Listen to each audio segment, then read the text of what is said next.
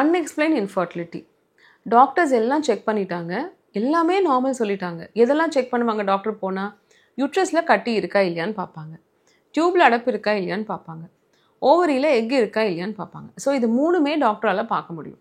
So இந்த மூணும் test பண்ணிவிட்டு டயபெட்டிஸ், தைராய்டு, வேறு ஏதாவது பிரச்சனை இருக்கா இல்லையான்னு பார்த்துட்டு போகிறாங்க. ஒரு ஹஸ்பண்ட்க்கு ஸ்பெர்ம் கவுண்ட் நல்லா இருக்கா, அவருக்கு தைராய்டு இருக்கா, சுகர் இருக்கா, இதெல்லாம் பார்த்துட்டு எல்லாமே பர்ஃபெக்ட்.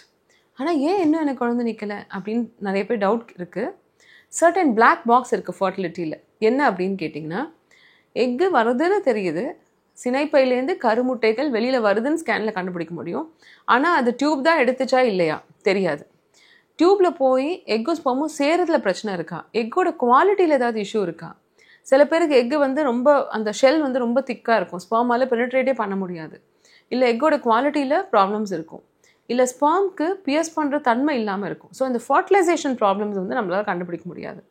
சில நேரங்களில் யூட்ரஸில் இம்ப்ளான்டேஷன் இஷ்யூஸ் இருக்கலாம், கர்ப்பப்பையில் ஒற்றை தன்மை இல்லாமல் இருக்கலாம், இல்லை அந்த டைமிங் மாறி இருக்கலாம். ஸோ இந்த விஷயத்தெல்லாம் நம்மளால் நார்மலாக ஒரு பேசிக் ஒர்க்கப்பில் கண்டுபிடிக்க முடியாது. இப்போ இருக்கிற சயின்ஸில் the unexplained infertility which is 30% is actually only 5%.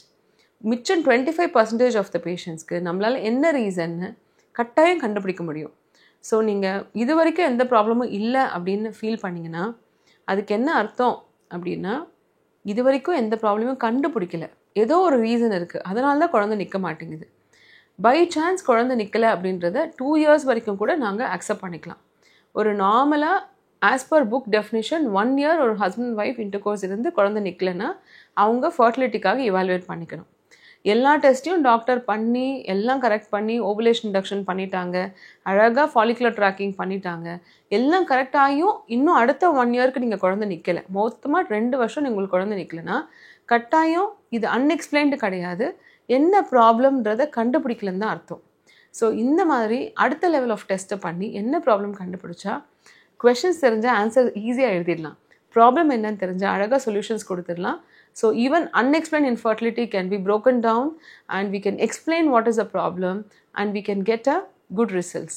இப்போ எனக்கு அன்எக்ஸ்பிளைன் இன்ஃபர்டிலிட்டி இருக்குன்னு சொல்லிட்டாங்க டாக்டர், டியூப் நல்லா இருக்குன்னு சொல்லிட்டாங்க, ஏஎம்ஹெச் நார்மலாக இருக்குது, யூட்ரஸில் ஸ்கேன் பண்ணிட்டாங்க, லைனிங் நல்லா வருது, ஸ்பெர்ம்ஸும் நல்லா இருக்குன்னு சொல்லிட்டாங்க. நாங்கள் நார்மலாக 2 years ட்ரை பண்ணிட்டோம், இன்னும் நடக்கலை. அப்போ நீங்கள் என்ன பண்ணுவீங்க? அன்எக்ஸ்பிளைன் இன்ஃபர்டிலிட்டிக்கு என்ன ட்ரீட்மெண்ட் கொடுப்பீங்கன்னு கேட்டிங்கன்னா, நாங்கள் நெக்ஸ்ட் ஸ்டெப்பாக மேபி இன்டர்கோர்ஸ் இருக்கும் போது ஸ்பெர்ம்ஸ் கர்ப்பப்பை வழியாக உள்ளேயே போகலை, பாதி ஸ்பெர்ம் சேர்ந்துருக்கும் போது வெளியில் தான் வந்துடுதோ அப்படின்றதுனால ஒரு ஒரு கிராமத்துலேருந்து ஒரு கப்பல் வந்து என்கிட்ட என்ன கேட்டாங்க, டாக்டர் நீங்கள் ஸ்கேன்லாம் பண்ணுறீங்கல்ல, என் ஹஸ்பண்டும் நானும் நேற்றுக்கு சேர்ந்துருந்தோம், ஸ்பெர்ம் உள்ளே போயிடுச்சா இல்லையான்னு பார்த்து சொல்லுங்கள் டாக்டர் அப்படின்னாங்க.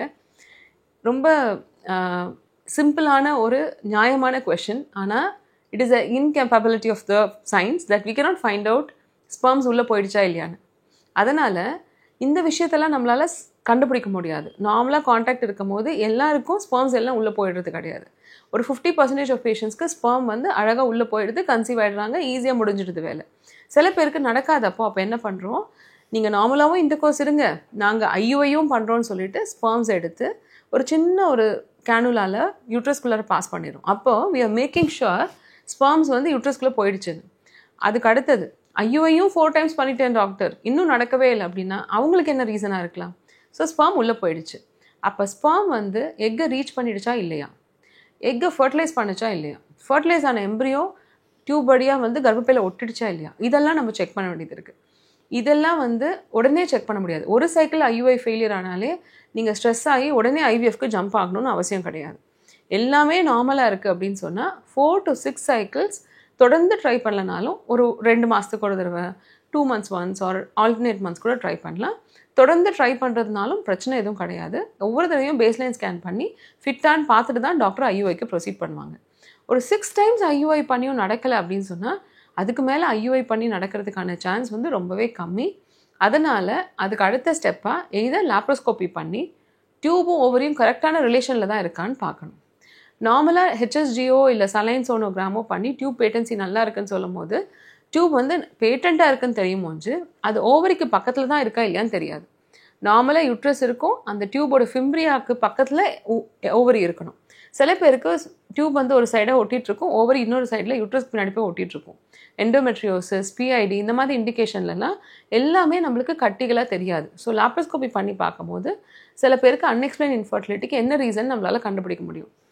லாப்ரோஸ்கோப்பியில் எனக்கு வேணாம் டாக்டர், எனக்கு வந்து அடுத்த ஸ்டெப்பே பண்ணிவிடுங்க அப்படின்னு சொன்னால், சில பேருக்கு டைரெக்டாக ஐவிஎஃப் பண்ணும்போது எக்கோட குவாலிட்டி எப்படி இருக்குது, எக்கும் ஸ்பெர்மும் ஃபர்டிலைசேஷனில் தான் ப்ராப்ளமா, எம்ப்ரியோ ஒரு சில பேருக்குலாம் பார்த்தீங்கன்னா 8 எம்ப்ரியோஸ் ஃபார்ம் ஆகும், அதெல்லாம் அது 2 தான் நல்லா இருக்கும். ஸோ நல்ல குவாலிட்டியான கரு எடுத்து வைக்கும் போது ஒரு 10 to 15% ஆஃப் பேஷண்ட்ஸ் வந்து 3 years இன்ஃபர்டிலிட்டியில் அன்எக்ஸ்பிளைன் இன்ஃபர்டிலிட்டியில் வந்தாலும் ஜஸ்ட்டு டேப்லெட்ஸ் கொடுத்து எக்கு வளர வச்சாலே ஒரு 15 to 20% கன்சீவ் ஆகிடுறாங்க. இன்னும் ஒரு 30% ஆஃப் பேஷண்ட்ஸ் வந்து ஐயுஐ பண்ணியே கன்சீவ் ஆகிடுறாங்க. அதுக்கப்புறம் இருக்கிற 50%ல் ஒரு 30 to 40% ஆஃப் பேஷண்ட்ஸ் ஒரு சைக்கிள் ஐவிஎஃப்லேயே கன்சீவ் ஆகிடுறாங்க. அன்எக்ஸ்பிளைன் இன்ஃபர்டிலிட்டி இருக்கிறவங்களுக்கு மோஸ்ட்லி பெரிய பிரச்சனை இருக்காது. அதனால் அவங்களுக்கு நல்ல எக்கும் நல்ல ஸ்பெர்மையும் சேர்த்து வச்சு ஃபர்டிலைசேஷனில் ப்ராப்ளம் இருக்கலாம். அப்போ ஃபர்டிலைசேஷனில் ப்ராப்ளம் இருக்கிறவங்களுக்கு நம்ம அதை வெளியில் பண்ணிட்டோம்னாலே ஈஸியாக குழந்தை நின்றுடும். இதனால் சைடு எஃபெக்ட் இருக்கான்னு கேட்டிங்கன்னா, ஒரு குழந்தை சாப்பிட மாட்டேங்குது, அடம் பிடிக்குது, அப்போ குழந்தைக்கு சாப்பாடு ஊட்டி விடுறோம் இல்லையா, அதே மாதிரி தான் எக்கும் ஸ்பெர்மும் மீட் பண்ணலை, என்ன ரீசன் தெரியல நம்மளுக்கு. அப்போது நம்ம எக்கையும் ஸ்பெர்மையும் சேர்த்து கருவாக்கி கருப்பையில் வைக்கும் போது அது ஈஸியாக சால்வ் ஆகிடுது. ஒரு 15% ஆஃப் பேஷண்ட்ஸ் தான் ஐவிஎஃப் பண்ணியும் ஃபெயிலியர் ஆகுது அப்படின்னு சொல்லி இன்னும் எங்களுக்கு கொஞ்சம் டஃப்பான சுச்சுவேஷனில் இருக்காங்க. அவங்களுக்கு அடுத்த ஸ்டெப்பாக என்ன பண்ணுவோன்னா, கர்ப்பப்பையில் ஒற்றைத்தன்மை இருக்கான்னு பார்க்கறதுக்கு இஆர்ஏ, ஜெனட்டிக்கலி பேபி நல்லா இருக்கான்னு பார்க்க பிஜிடிஏ அப்படின்ற இந்த 2 டெஸ்ட் பண்ணி இவங்களுக்கும் நம்மளால் குழந்தைய கொடுக்க முடியும். So be confident, follow the doctors advice and get a healthy pregnancy.